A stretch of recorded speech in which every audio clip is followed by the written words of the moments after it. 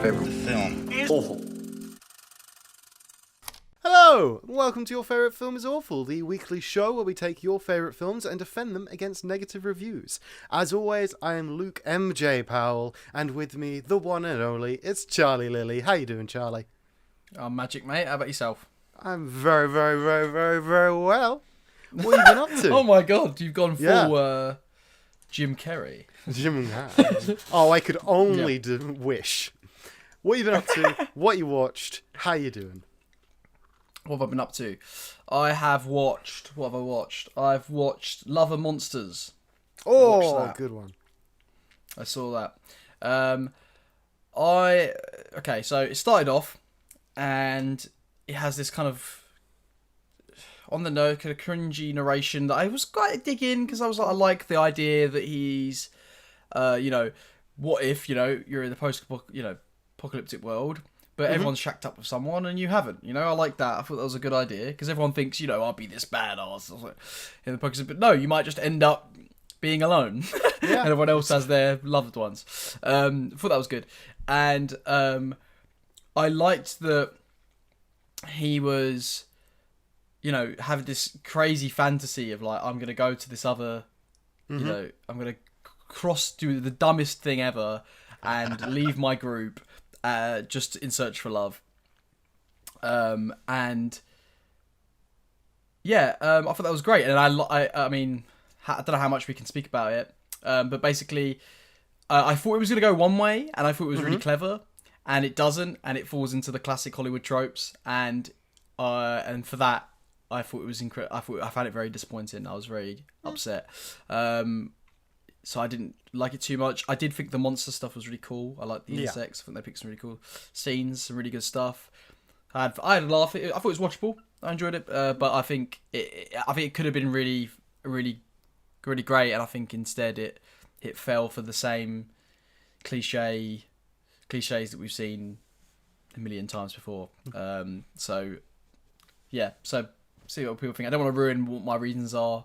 Maybe one day we'll do it or a podcast of it, but one day, just in case people want to watch it. Yeah, just in case people want to watch it. So I watched that, and I also watched Alien 3 for the first time. Oh, okay. Yeah, I have never seen Alien 3.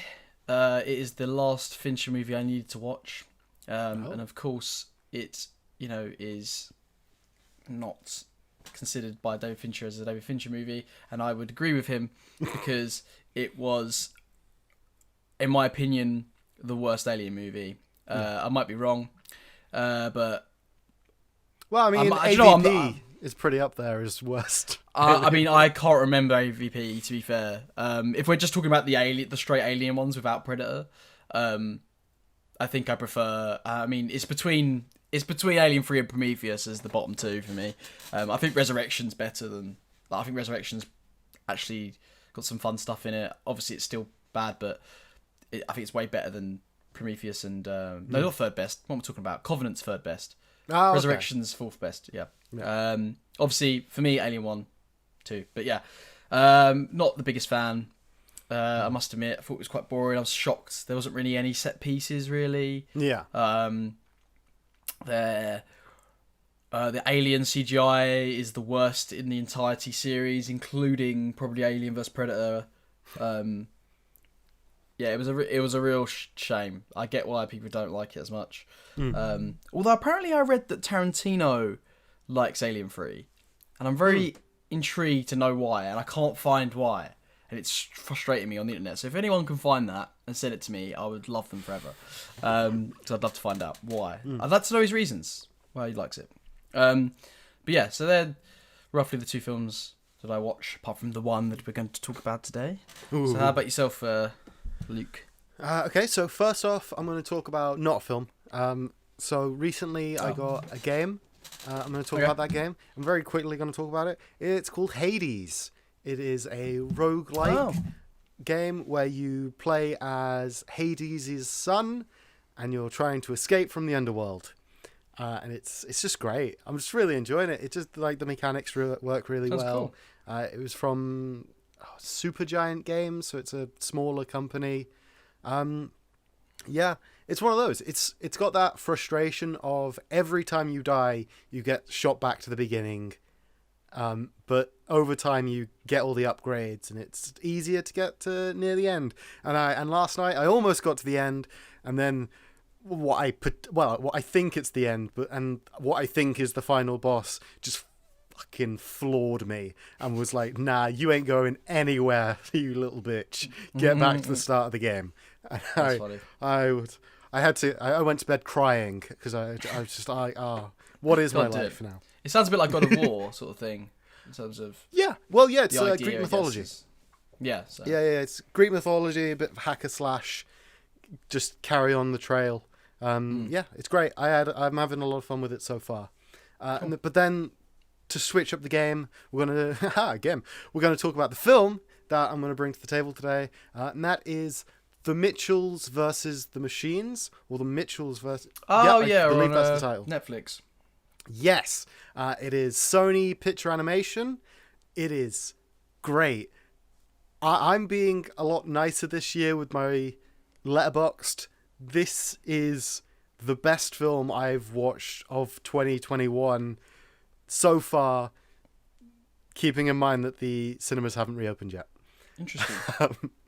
But it's great. It's got like the charm and the art style of like Into the Spider-Verse, but the heart it brings on this quite a little bit played out. It's a family learning to get along, but that's the secret, is that other films that approach this sort of source material, it's a family that hates each other, have to rekindle and like remember to love each other. But this is a family that loves each other and just needs to learn to get along and like adapt to each other and just meld better.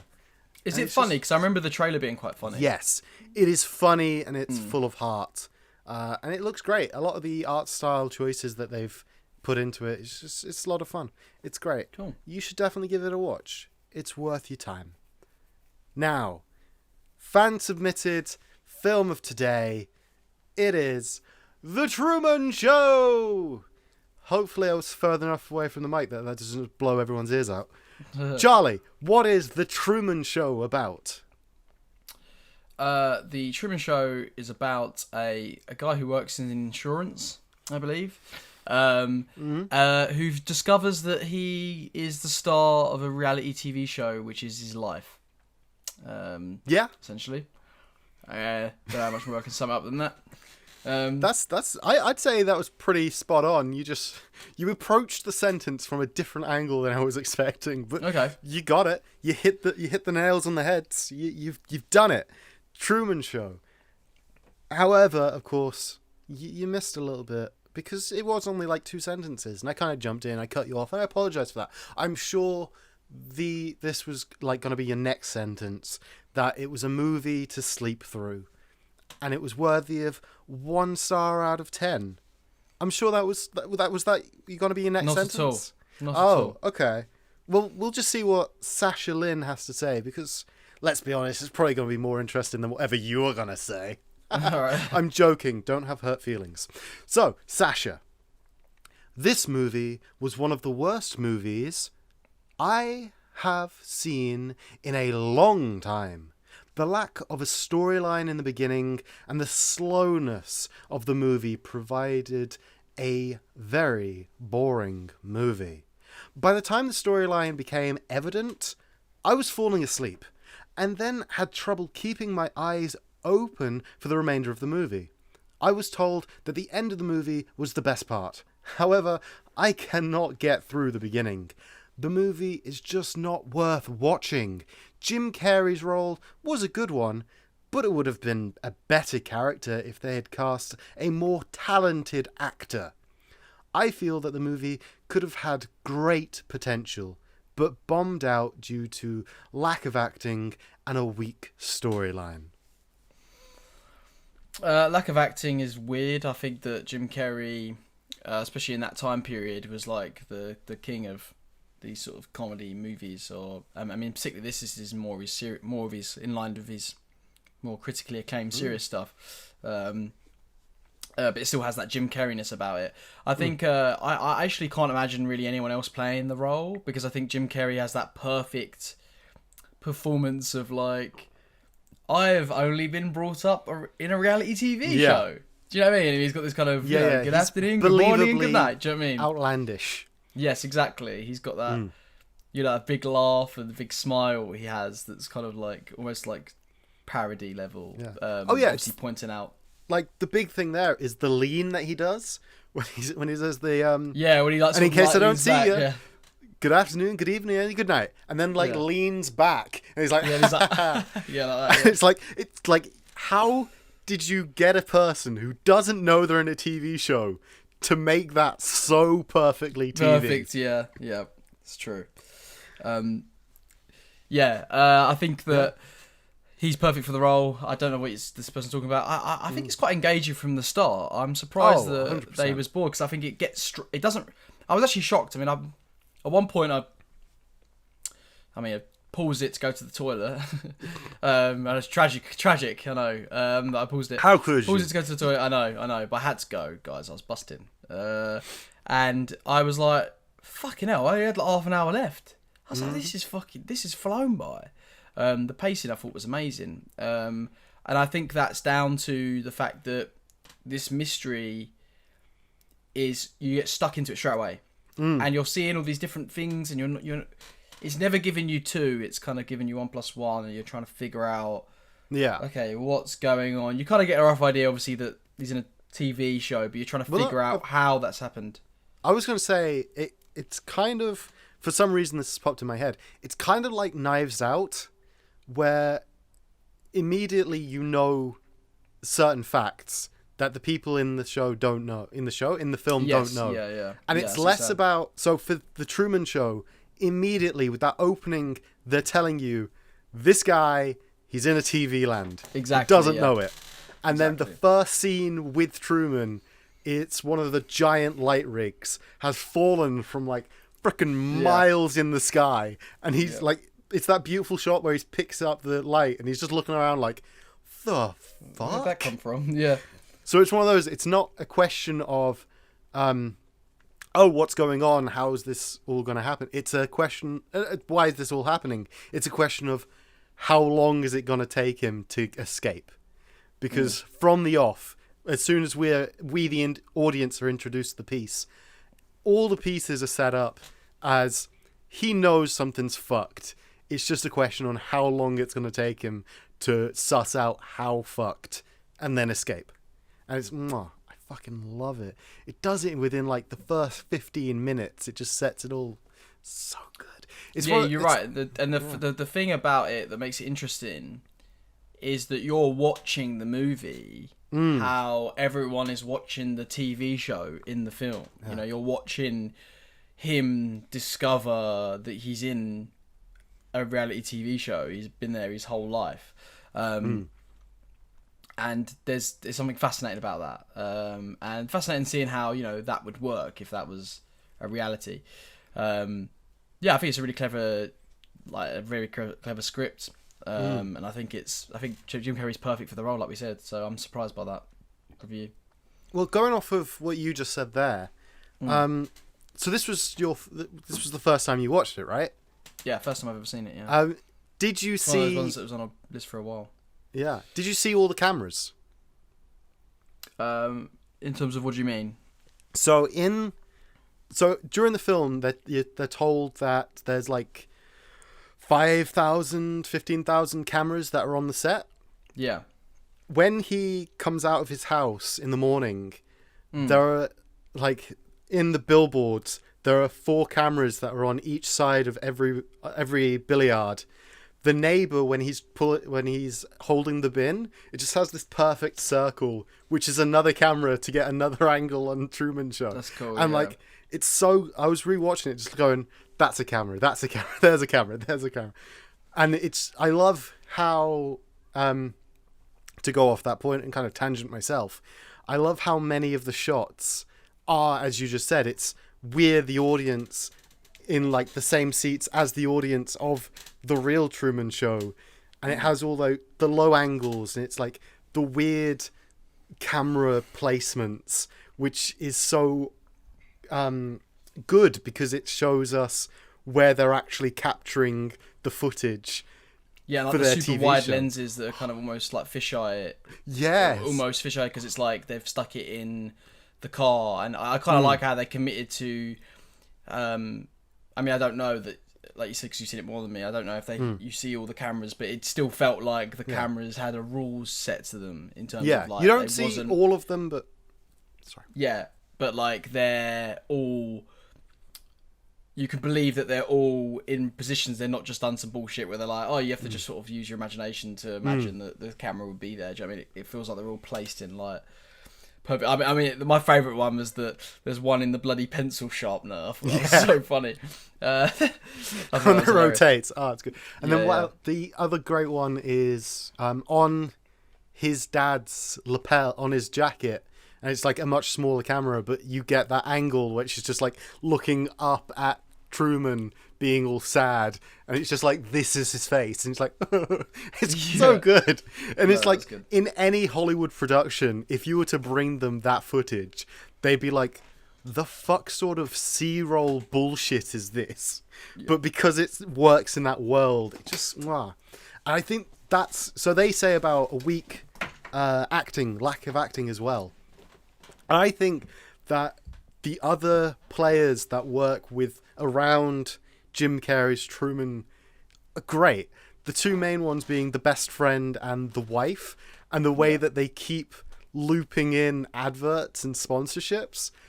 There's like a great bit where the best friend is drinking alcohol, and you can like see him just sip it in such a way that it shows the entire brand logo on the side. Yeah, that's funny. And then of course you got the wife's chatting about the thing. Yeah, the chocolate, the what is it? It's like cocoa and the knife, where she comes back and is like, I got this. Can you believe what you're doing all this? Is that what you're doing? Yeah. What you do? Yes, because that's when he starts cluing in. It's just, and then very quickly, I'm kind of hitting all of the beats that I want to talk about. You like this movie, don't you? I love this movie. When Truman is clocked on, and he goes to see his best friend, and his best friend's at work. There's a great bit that, like, a blink and you miss it, where he's like loading up the vending machine, and he's putting the things in. Truman looks away, and he takes out one of the things because he's ran out of items to put in the machine. So he quickly takes out some things so he can put them back in. I didn't even notice that. That's funny. It's so good. So to say how weak the acting is lacking is garbage, because everyone is making it believable that this bullshit could be real. And to go off of that, to completely sidetrack you, do you remember the Darren Brown experiment when he made somebody believe that the zombie apocalypse had happened? No, what's this? No, okay. It's like one of his bigger episodes where he hypnotized a guy to like fall asleep, and then got I think it was like an army base or something, moved them there, woke them up, told them that like the zombies had the zombie apocalypse had occurred, and then it was him trying to survive with a couple of other survivors as zombies attacked. And it's got similar like wide angle lenses, and like the mics are in like lapel. It's great. But like they like on a much smaller controlled scale, they do a Truman They Show. showed that the Truman Show could be possible. That is fascinating. So which just proves that the storyline is good because it's believable. Yeah, I mean, the only thing that isn't believable, but it's cool because it's that movie and like it's trying to make a point. Is the fact that it's in this gigantic dome. And that everyone's paid in to see this man be tortured for his start to finish of his life. I mean, essentially. But if that was a thing, would you not watch? Would you not watch? I mean, that's it, innit? That's the question. You'd watch. There'd be people that thought it was wrong, but there are always people that think anything is wrong. from things that are actually wrong to things that aren't wrong, but people like to say things are wrong. Yeah, this is definitely one of the wrong things. It's so good. It's so good. Right. I don't know if I defended against Sasha or just kind of pushed Sasha on the ground like a child in a playground and was like, fuck you, this movie is great. So, instead, we shall move away from Sasha and we'll go to Betty Jo Tucker's extract of her review. It's a more critical review, I believe, if I remember correctly. Are you ready, Charlie? I am. Yeah, My next plan, yeah. Unfortunate. So the paragraph before was about Jim Carrey's acting, how he brings he brings dramatic work and he's good in a dramatic role. He's good in the role, basically. That was the paragraph before. Unfortunately, the same cannot be said about the movie itself. By trying too hard to be profound about the evils of television, it stretches this theme beyond the breaking point. Yes, most Americans probably spend an unhealthy amount of time watching TV.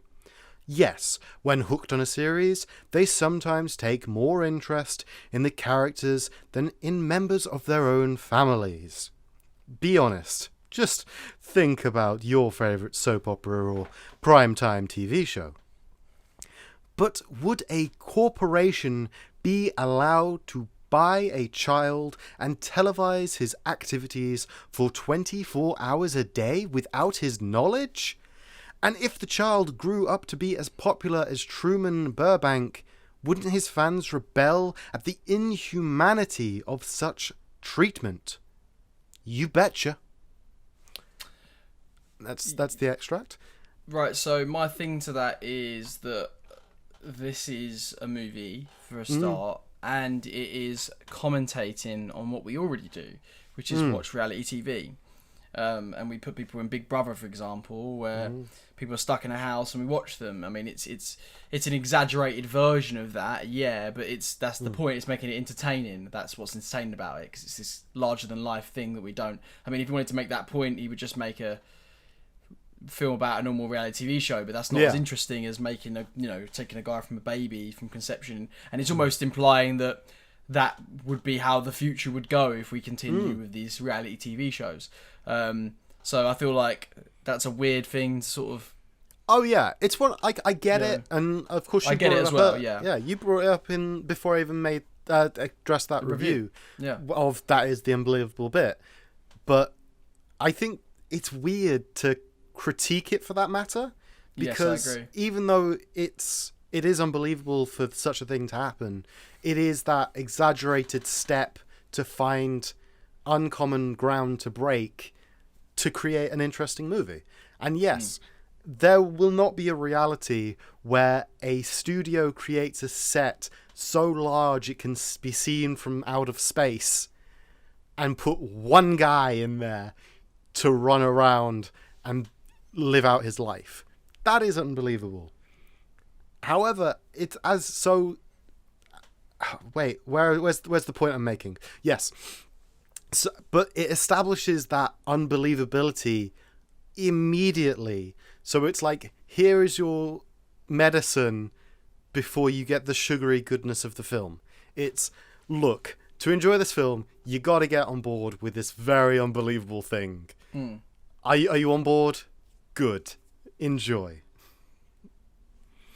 Yeah, but it's a movie. It's like you said, it's making a point. It's exaggerated to the viewer to get the point across, and also be entertaining at the same time. Yeah, and it's got wider implications as well of like, the kind of theories of like simulation theory almost of like, are we being watched and televised to some higher being almost? Do you know what I mean? Obviously, whether you think that's silly or not, it kind of speaks to that as aspect of it as well, or that aspect of how everyone thinks that they're almost the center of the universe, and that they're watching, or that they're everyone believes that they're the main character in their own story. Exactly. It just is that Truman is the main character of his own show. Exactly, yeah. And it deals with what happens if that's the case. Like, how does someone deal with that? I mean, and also, like, he said about, wouldn't these fans be trying to scream to get him out? Well, I mean, they kind of do. I mean, the lady he falls for, she comes on. I mean, I imagine she was a fan before. Yeah, so what I gather is that so that character was a fan of the show and then became an extra. And then they'd set it up that Truman was going to fall in love with the person that becomes his wife. Yeah. But he fell for her immediately he fell for her. And that's why they keep dragging her away because she's an actress. She's got to get paid. She's got to be an extra in the show, otherwise she's not getting paid. But then they've got to separate them. Exactly. It's so good. And I feel it is, apart from the outlandish set, I fully believe that there is a reversed version of this plot in real life where instead of one guy being controlled by a corporation, it's one guy with Twitter, Twitch, every celebrity who's pioneering and using different adverts in studios. If they've got Twitch, YouTube, Twitter, Instagram, and they're pumping you full of stuff, they're just the inverse of this film. Wouldn't you say? Does that make sense? So. I kind of get what you mean. Unless, apart from, the only thing separating it is that normal people say this is an ad, this is a sponsorship, rather than the way in the film where it's product placement and then explaining it kind of poorly, which is what catches them out. But in real life, the amount of people that get sponsorships and adverts and have that, if you go on YouTube at any point, you're going to get if they're a big enough YouTuber, you're going to get a Skillshare, what was the other big ones? HelloFresh.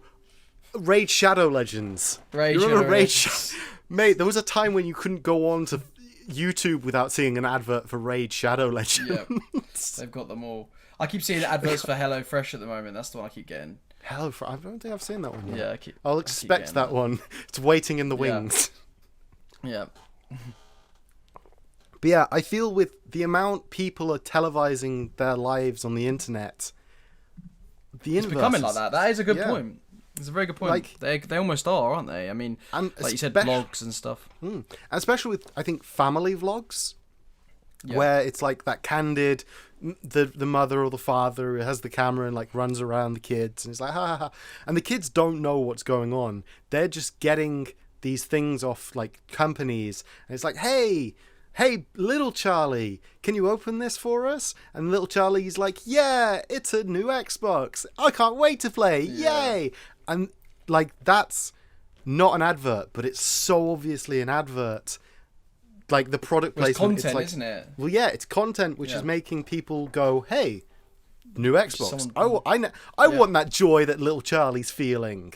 I'll buy that. It's true.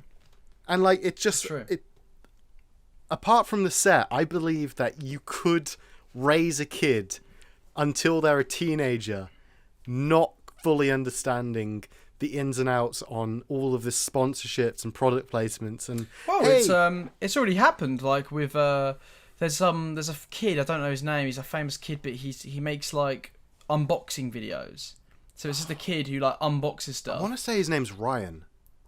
Yeah, it might be something like that. And his parents, he's making shit tons of money off of it, and he doesn't even know. He's creating his content from a young age. He's gonna grow up doing that, and it's just weird. His whole, so weird. He's being sort of documented in a weird way. I mean, even in another sense, I guess this is kind of a bit different. But it just made me think of Boyhood, the fact that they got this young actor from his young age, and then he grew older into the role, didn't he? And then when he finished the film, he actually didn't want to be an actor anymore, which I thought was really interesting. That's actually, mate, why didn't you bring that point up so much sooner? I couldn't have not rambled as much. That's perfect. No, but that was still a good point. Yeah. I still think your point was valid. hits it on the head. Where take away the set, don't like have the kid not really know what's going on, film it candidly, and you've made the Truman Show without the set. Because I think the most unbelievable thing about the Truman Show is the massive set where they're able to control the weather. Yeah. Everything outside of that, I think, is feasible. Feasible? Yeah. It's believable. Yeah. But yeah. So, Betty Bug-Off, because you're wrong. Betty Bog-Off. Betty Bug-Off. Right, a new review. Zen Wolf. It's another 1 out of 10. It's titled Horrible. Is the American audience so ignorant that they can truly believe that such a poorly directed movie, which is nothing more than an interesting bit of coffee table philosophy, could be a revolutionary cinematic concept? So that's paragraph 1. I feel like that's actually a great place to pause, because do you think it's a revolutionary cinematic concept? I mean, I guess so. Or is it just tabletop philosophy? I mean, it's a bit of both, I guess, in a sense. I think that it's revolutionary since we've never seen that before in film that I can think of before that time. It's kind of it's a comment on film itself as well, on what we do with film and how we create narratives out of people's lives and stuff. But also, I mean, I'm more focused on when he said about Peter Weir's direction. I mean, I think Peter Weir's that was going to be my director. next thing. Yeah, poorly directed movie. Yeah, no, I just think that's insane. Like, I think that, for example, like, I feel, if you look at like Peter Weir's track record, I mean, he's not necessarily someone that you would necessarily think is an auteur in terms of he doesn't have a specific style, but he's made great movies throughout, and this is like one of his highlights. And I think it's weird to say that it's poorly directed, because I actually think it's very cleverly directed, because it's all set up to make sense that the cameras would be all in these positions in that world. Yes. So he's quite restricted in that sense anyway, and I think through restrictions comes great art, and through that he has, created this, it's what I like about it is that you're watching. Why I think it's geniusly directed is because not only are you seeing the cameras and that they're, how can I explain it? Like they're in the actual scenes and in places in the movie that you could imagine they would be if they were filming this guy's life all the time. But not only that, they're also kind of, because they're so off kilter, it kind of fits with Jim Carrey's characters, with Truman's perspective, in that everything is not quite right. Everything is off and not, you know what I mean? It's kind of weird, and even though it looks like this perfect suburban area, it's kind of you got these weird shots to tell you, okay, there's something not quite right, and get into his mindset more to understand his mindset, as well as having that great aspect of the cameras are actually there. I just thought that was very clever, and I think that's why I think it's incorrect to say that it's poorly directed, I think. And also like the pacing of it as well, like it's edited and so good. And, like it's every shot sort of goes into the next one. It's brilliant. Yeah, I 100% agree. It's one of those that it's hard to, like, it's not poorly directed, full stop. But for me, because I'm like, acting is my trained background, film is your trained background. For me, it's seeing the overlap, and it's just so perfectly mixed together, because you could say, oh, the placement of the cameras, that's cinematography's business, but then there's also like the writers creating the world, and then the director saying, yes, okay, I like that, what you've done there, have the cameras look like this and do that. And then the cinematography being like, okay, you want something like that, have these sort of lenses, have it placed here, have it at this angle. And then the acting itself, where like Truman is the only person, apart from like the obvious shots where it's still a film, he still has to act to camera a bit, but he's acting to camera effortlessly, so as if he's not acting to the camera. Exactly. It's so good. It's so good. And that's the perfect mix, I feel, of all of those different things where it's not poorly directed, because you can tell when a poorly directed film has great actors, or a poorly directed film has a great cinematographer, because it'll look great, but then the film falls apart, or the script will be great, but it looks like crap. So you can tell when certain elements are missing from that combination of a film crew, and it works in harmony, and it's just so. It is good. I really like the film. Have I made that clear yet? I'm very biased. Yeah, I think you don't have, need to wait for the clear. end. No. Right. Okay. Let's hear the rest of this blasphemy from Zen Wolf. Jim Carrey should stick to lowbrow facial acting and leave the real acting to real actors. Though his comedic performance was the most entertaining aspect of the 2 hours I wasted on this movie, it did not make the grade.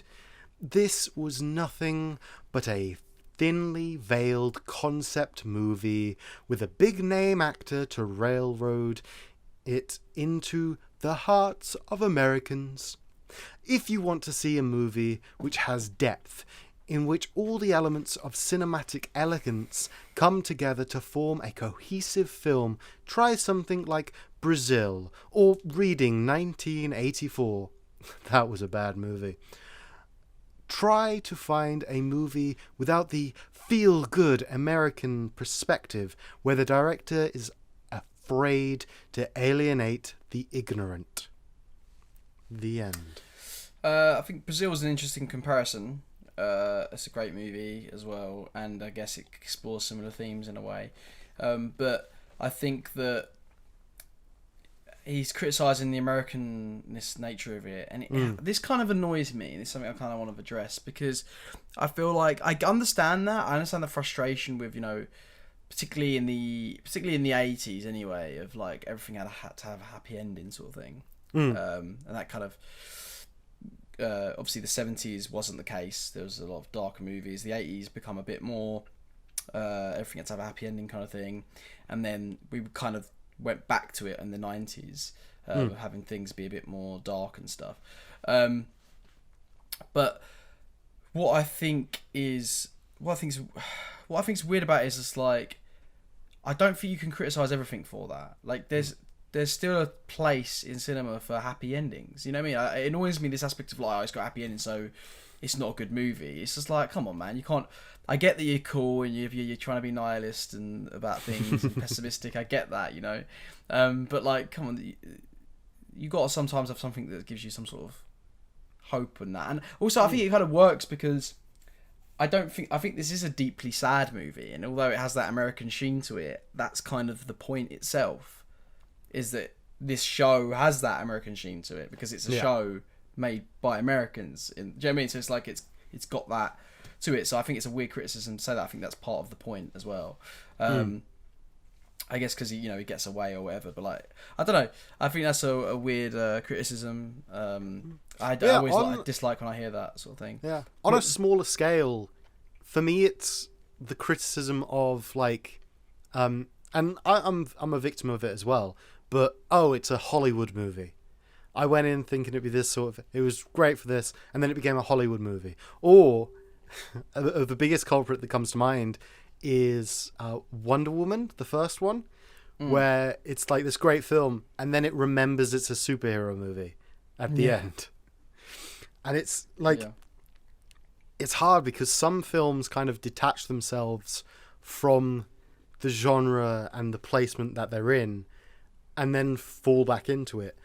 But I can't understand where Zen's coming from, because I don't feel it comes back to that happy ending. Like, I don't think the ending of The Truman Show is a happy one. because it No, ends yeah. with him escaping. Yay. Yeah. But it also ends with a person who has never experienced the real world Exactly, yeah. being exposed to the real world. A world where every person knows him. Yeah. I feel like they missed a beat in making The Truman Show 2, where just everyone knows you. I feel like that'd What be job depressing. can you get apart from being a celebrity? Like, Well, it's funny you said that because I think Jim Carrey said that he related to the performance because he knows what it feels like to have cameras constantly pointing at him and stuff as a celebrity. So I think it's interesting that you said that. I think that, yeah, it's weird. Just to go back, I mean, about the American ending thing, it's like, I do think that's a fair criticism at times. For example, but this is there's a scenario I'm going to give. I mentioned earlier about Love and Monsters. yes. And my problem with it is that it has that American ending, but the reason why it has that Hollywood ending is... the reason why I don't like that version of the Hollywood ending is because it follows a lot of the cliches and tropes already, and it sets itself up to the point where you believe it could subvert that, and instead it doesn't. It falls into the same tropes that we've seen time and time and time and time again in romantic comedies and stuff. And I thought that...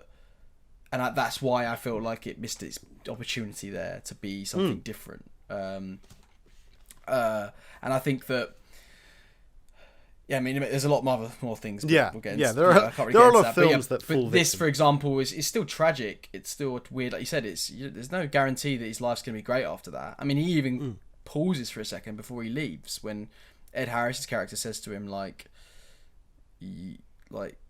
this world's made perfectly for you. The world outside is way more dangerous and horrible. Like, this life that I've created is, it's perfect, sort of thing. I've made the perfect world for you. Exactly. So, there's that. I mean, I've got a question for you, actually. Do you think that Ed Harris's character genuinely cares for Truman? Or do you think he is more, worried about the fact that his big grandiose plan has now come to an end, sort of thing? No, yeah. It's hard. I think the Venn diagram of that is so close to being just a circle. It is one of those that it's a bit of both, isn't it? Yeah, it's one of those. So a common expression when you're like writing or when you're making something is to kill your babies. It's to, if something's not working, you get rid of it. You try other elements. But for the Truman Show, it's the one baby, and that baby is Truman. And so I feel like this guy has watched Truman grow up from fetus to escaping adult. So I think inherently the emotions are formed either way between I know there's a Stockholm syndrome, but I don't know what the terminology is for the opposite of a Stockholm. For the opposite, yeah. Yes, I know there is a term, and I think like part of that is going to be there, where he believes what he's saying, that he believes that he has created the perfect world, and he cares deeply for Truman, but it's set on such rocky grounds where it's a bit of a manipulative love, and I don't think it's... I think there'll be a thought in the back of his mind that if Truman does leave, we're fucked. And I feel like that thought is personified by the studio representative guy. The guy in the suit that's like shouting at Ed Harris's character to like fix everything because they've gone off the air for the first time in 30 years. So I think like the thought is there, but because the thought is there personified, it's not in his head as much, and he can come at it from a more real perspective. And the fact of the matter is, if he's been doing it for like 30 years, he's probably fine for the rest of his life. Like financially, he's probably sorted. Well, I did think as well, it does kind of speak to the fact that everyone's wearing how will it end badges, sort of thing. Oh yeah, yeah, that's like there's a moment. the rebellion. I feel like there's a moment where Ed Harris's character almost understands that this is how it ends. And even though he doesn't want to let go of that, I mean, the ending of it is so perfect that, you know, he deals with his struggles of... Yeah, it's got that screenwriting. It's got all the beats of what you need in a script almost in those classic Hollywood movies. That's why I feel like it is kind of making a point of that, in that, you know, he has to conquer his fear at the end to become this new version of him, which is him, you know, this new arc, this new, what he's learned throughout the movie, which is him escaping this world to the real world.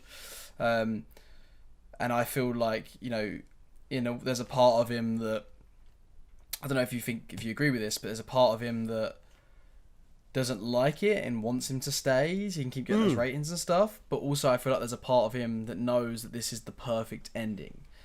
Yeah. And that this is his almost like masterpiece in a weird way. And I feel like that's why he kind of lets him, because he could have, you know, I guess he could have tried to stop him, but I think, well, no, because it goes back to on live TV, isn't it? I think it goes back to in the interview before Truman's escape, Ed Harris's character says that Truman could leave at any point if he wanted to, like if he fully willed it to be so.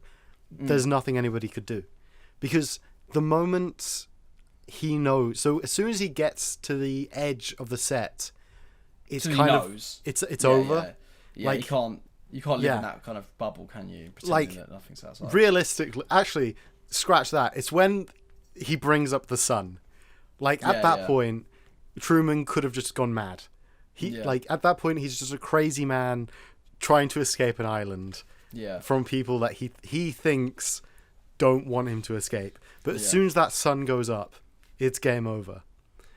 And it's one of those that he could have stopped Truman, as you said. He could have enforced him. He could have made Truman stay. But by that point, Truman knows it's an act. And could, if he wanted to, just stop acting.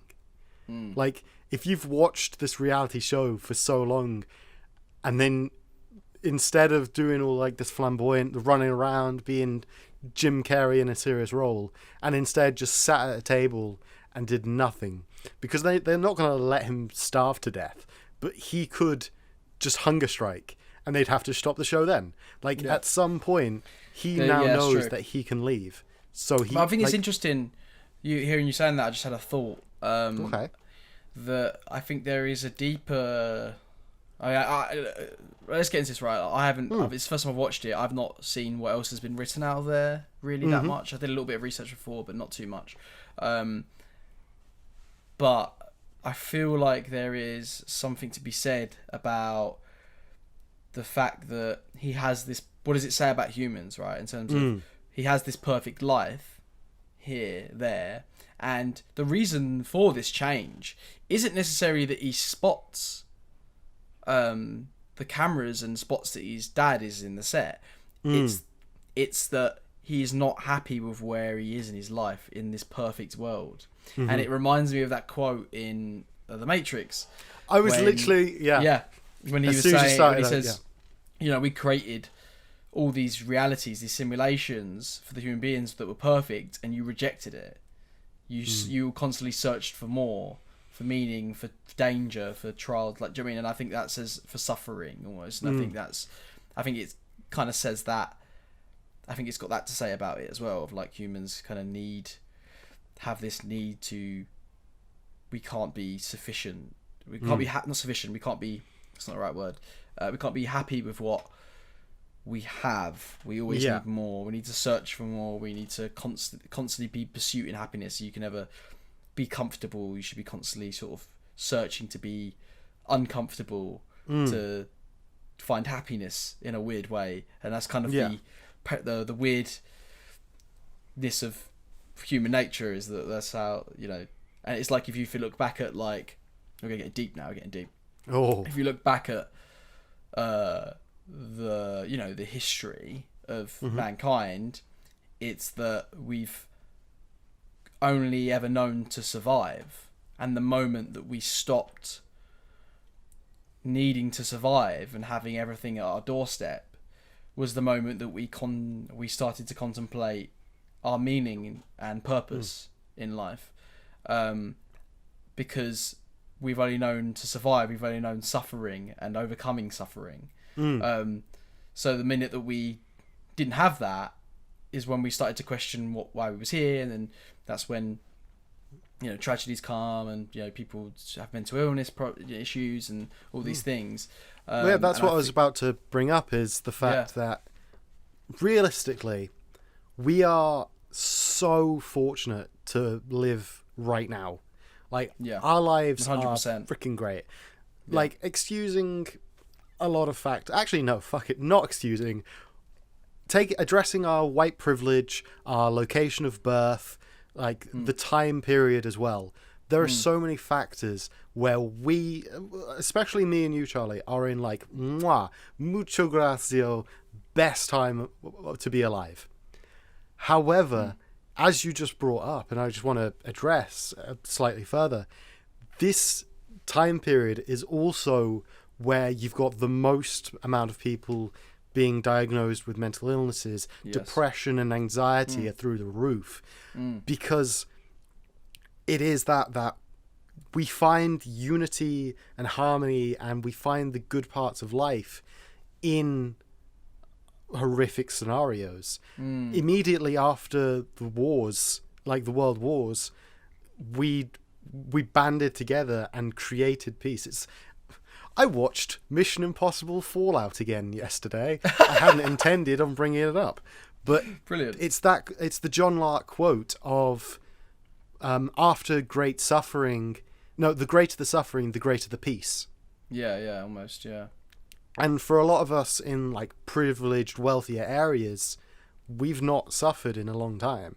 And Truman, from birth, has not suffered. He's never suffered, really. Because who are you going to pay to punch Jim Carrey, Truman Burbank in the face, where worldwide broadcast of you doing that? Yeah. Like, you thought the hate for Joffrey and the guy who plays as John Walker in Falcon and the Winter Soldier, you thought his hate was bad? Imagine live broadcast around the world, you're the guy that has to bully Truman. Well, how do you think his mind's going to be able to deal with the fact that that there are these horrible things that happen in the world? Because he's never experienced any of it. None of it. Imagine never experiencing it, or knowing, or at least knowing about it. You know what I mean? Like, maybe we might not experience as... Everyone's kind of... What's weird about it is, like, everyone has experienced... If you talk to any person, anyone has experienced some sort of tragedy in their lives. Oh, yes. Everyone has had some sort of tragedy. It's part of what happens. Obviously, there's degrees of people's tragedy to others, but... Yes. It's everyone has experienced some form of tragedy in some sense. Whereas imagine this guy, his life has been completely made perfect. He's never experienced any kind of real... I mean, I don't know, we haven't seen what happens before that, but if they set up obstacles for him to overcome, but like, he hasn't really had any tough... Actually, no, you say that. I say that. They had the whole storyline of his dad dying and stuff. Yeah, so he's had that is true. sorrow So maybe he and stuff. understands. But in terms of the grander scheme of things, isn't it? In terms of like other countries that are war torn and these poverty and these horrible things that are happening within the world, he has no clue essentially of those. Really, but unless to they have key them in the books, into in the library. What I'm taking from your point.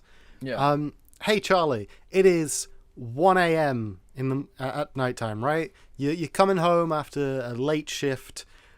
You've got two routes, right? You've got the faster route that's down a dark alley where you can see some people loitering, or you have the slightly longer route that's more well lit. Which would you take? Yeah, I see what you're saying. Because you've grown up in an area, you've grown up and you've seen the horrors of world. Truman would not see that and would most likely experience the softest, nicest mugging in the world as those people, loiterers, demanded his stuff, and him, having never experienced something as cruel, would just give them his things because he has never. And it's one of those. I can see what you're saying, that he's not. Although he's experienced loss and sorrow and grief, the fact of the matter is they probably didn't expose him to fear. Well, Apart from you the say water. that though. You say that though. They did expose him to that, and also the fear he of kind of going in the still water. does have a tragedy, and his tragedy is that his whole life has been a lie. Yes. And it's actually almost worse than a lot of, I guess. maybe even us, I guess, in some sense. So maybe we're chatting shit, but I think it's interesting to talk about. See, this is Anyway, the thing. it's They just needed to make a sequel. Yeah. We need the other side, like when he gets out, and then just. But it has such a perfect. But the ending is so perfect, though. The fact that It is so good. It's You almost can't like fuck with it. it's such a tight script. Like the ending when he's like, good afternoon, good morning, and good night, and then he just leaves, and it cuts to black. Perfect. I was like, that fantastic. You don't need to So see any good. more. We know the whole film isn't about that. Yeah. So yeah. What I love is that happens. They cut the broadcast, and then the security guards are just like, "Cool. So what else is on?" Oh yeah, that's funny. It's so like It's true. I've People move watched on trips. from things. I've watched Twitch streams where it's just like, okay, bye guys, and I'm like, oh okay. So what else is on? I've just wasted a couple hours watching this person. Let's watch another person. Yeah, it's true. Wow, I got distracted and have really thrown us off timing. That's fine. What is your review? Let's sum up in a couple minutes. Yeah. What you think? I feel like we've both kind of expressed ourselves quite well. But, Definitely. I really enjoyed the movie, as you can probably tell from me speaking about it. I really liked it. When I first initially watched it, I was kind of like, oh, okay. It's great. It does everything perfect. Like, the script's great. The direction's great. But I kind of felt like I didn't really think about it much after. I don't think that's anything to it. I think it's just my personal thing. It's just a movie that I guess couldn't completely resonate in some sense, but I enjoyed it. I like it a lot. I kind of knew a lot of the beats anyway from pop culture and stuff. So there's also that. But actually, funny enough, through this discussion, I have realised that there is actually kind of more to chew into in that sense. Obviously, I knew the basic philosophy behind it and the things it was trying to say, but I think it's made me think maybe I should look in a bit deeper and trying to see if there's anything else that I've missed that they're trying to point out through having this discussion, actually. So, I mean, because obviously the first person I've spoken to about it since watching it. So I think sometimes that's the beauty of talking about films with people, is that you start to, hold on a minute, you start to question things, and then you start to collect your own thoughts and ideas on the movie, as opposed to just sort of keeping it in internally. It's cool. we've flipped the script because normally I'm in that position, especially with the films that we've watched. Like, I know I've come out of films going, oh, okay, well that was a film that exists, and then I'll chat to you and go, okay, it's a film that exists it is good, it has its merits. That's what you mean, yeah. But yeah, I still liked it though. I want to clarify that I really liked it. I thought it was great. I mean, I gave it 4.5 out of 5 on Letterboxd, so it's obviously I think it's clearly really good. But yeah, in terms of me thinking about it, if that makes sense. But now I feel different. But yeah, what do you think? I get that. I have not hidden at all, because that's not my role anymore. I don't need to hide. I don't need to hide my feelings anymore. I think this film's great. I watched it as a youth, and I'm glad to see that my nostalgia wasn't misplaced, and that my memory of this film being great is as good as the film itself being great. It's so good. It's so well executed. As I said, the mixing of all the different elements of the film set, film crew creating a film set within a world. It's just so good. It's so good, Charlie. I love it. It's great. Everyone should watch it. It's so good. It is interesting though. Having a moment of pause for myself. So I mentioned Citizen Kane the other week, about how the opening, showing his life, and I was like, that's awful. Why would you do that? And then coming back to this, when they did the exact same thing, and I'm like, yeah, I love it. See, I think, in you're a fairness, I hypocrite. think the Citizen Kane one is like a recap before you go into flashbacks, and this is like a catch you up to speed. So they're different, but it's an interesting thing that they both start off quite with similar intentions of catching the audience up to speed. That's true. But yeah, But I do think you have to determine. You have to, when you watch things, you need to, especially things that are older, they need to be sort of thought of or watched with the context of the time. yes, I always find it weird when people are like, "Oh, it's not as good as like movies now." It's like, but like you wouldn't have what you have now. Like that's what amazes me is that you watch that and you're like, they did this out of nothing. You know what I mean? Like there was nothing before that kind of did this thing, sort of thing. yeah, it's the classic. Oh, I've seen all these beats, and you're just staring at them like, yeah, because this is the movie that made the beats. Yeah, exactly. Yeah, sort of thing. But yeah, no, yeah, I do understand that point. Yeah. But yeah, okay, cool. Plugs, socials. Where can people find us, Charles? Right, they can find us on Twitter at FabFilmIsAwful. They can find us on Instagram, Your Favourite Film Is Awful, Facebook, Your Favourite Film Is Awful, and YouTube, Your Favourite Film Is Awful. And you can find us on Twitter. No, Twitter. You already said Twitter. You can find us on Patreon. Patreon, The more important one. Really, we should be putting that at the front, but nah, it's better this way. Patreon.com/Your Favourite Film Is Awful. We got tiers. They're all the same thing. Eventually we'll change it at some point. We will change it. We're going to give some Patreon some extra love in the future once I've returned to my domain. Because, newsflash, this isn't a set. I'm speaking to you from my parents' house. And as of next week, I'll be in a different location. And then we will start coming up with nicer things for the Patreon, and the Patreon will get a lot of love. So give us love on the Patreon, give us money, we can put more love, and we become, oh my god, are we prostitutes? Is Patreon prostitutes? You're giving us money so we can give you things. That's weird. That's a weird thing to think about. Oh god, Charlie, my mind is... We're not. Give us money, please. Thank you. And then Luke will make an OnlyFans. And Luke will not make an OnlyFans. That's the tier. That's the $100 tier. Oh my god! Luke Could makes you an imagine OnlyFans. an OnlyFans, right? You just have like one basic model, one hunk and one lovely lady, and you just Photoshop the characters from different films onto their heads and release that as your OnlyFans. Well, it's like, this is the Truman Show. It's not as good as your OnlyFans, though, Luke. They'll get, guys, if you submit 100. Don't lie to the people. God. However, give us enough money on the Patreon, and I get to make a quiz. And I love quizzes. Aren't I the type of person that could be a quiz host? If you believe so, give us some money.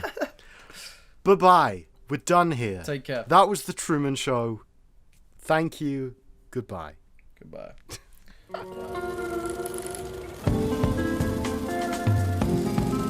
What's your favorite film? God, that's awful. Favorite?